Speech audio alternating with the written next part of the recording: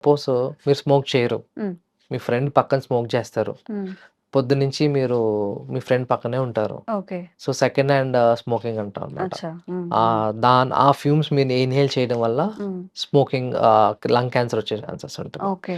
లేదా మన ఇండోర్ అదొక రీజన్. అదొక హ్మ్. రీజన్. హ్మ్.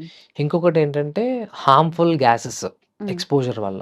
Okay. For example radon gas అంటాం అనమాట. హ్మ్. రేడాన్ గ్యాస్ ఏంటంటే మన ఎర్త్ కోర్ ఏదైతే కోర్‌లో ఉంటదో, ఆ కోర్‌లో నుంచి రేడాన్ గ్యాస్ రిలీజ్ అయ్యే ఛాన్సెస్ ఉంటది. హ్మ్. సో, ఎప్పుడైతే మీరు ఇల్లు కట్టుకున్నప్పుడు హ్మ్. ప్రాపర్‌గా ఫ్లోరింగ్ లేదు. హ్మ్. ఫ్లోరింగ్ సరిగ్గా లేదు. లేదంటే వాల్స్ సరిగ్గా క్రాక్స్ గానీ, లేదంటే కింద ఫ్లోరింగ్‌లో క్రాక్స్ సరిగ్గా ఉన్నా గానీ, లేదంటే ప్లాస్టరింగ్ సరిగ్గా చేయకపోయినా గానీ, హ్మ్. ఆ రేడాన్ గ్యాస్ ఎక్స్‌పోజర్ వల్ల గూడా లంగ్ క్యాన్సర్స్ వచ్చే ఛాన్సెస్ అమ్మో! ఉంటాయన్నమాట. ఓకే. సో, ఇది కాకుండా హ్మ్. Toxic fumes. హ్మ్. కొంతమంది రిపీటెడ్‌గా యాసిడ్స్ ఎక్స్‌పోజర్ అవుతారు. హ్మ్. ఫర్ ఎగ్జాంపుల్ మీరు చూసుకుంటే బాత్రూమ్